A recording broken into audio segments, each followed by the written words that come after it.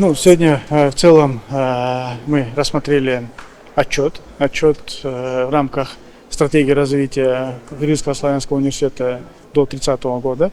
В этой стратегии были рассмотрены, конечно, и те вопросы, о чем вы задаете сегодня. Факультеты, они переходят в институты.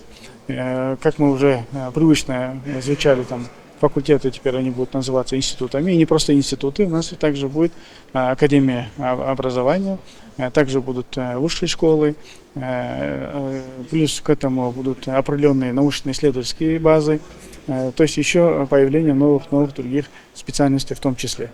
Это не просто поменяли название, а это уже системное преобразование, трансформация. В целом за прошедший год мы посмотрели отчет, он очень впечатляющий.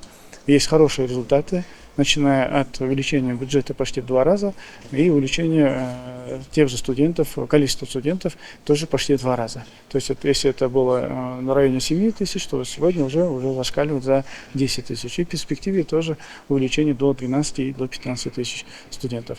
Уже сегодня количество студентов из Бишкека меньше половины, меньше 50%, остальные студенты из других регионов.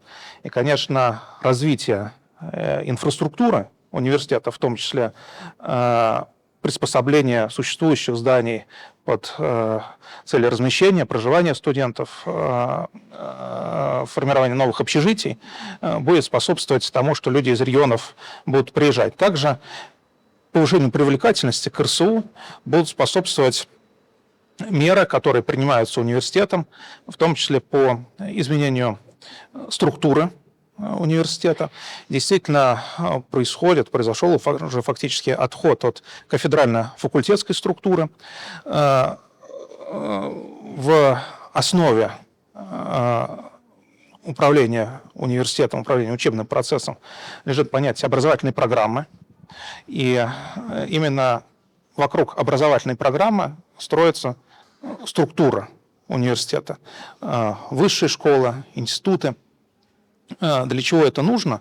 Для того, чтобы максимально приблизить содержание нашего образования к потребностям рынка труда.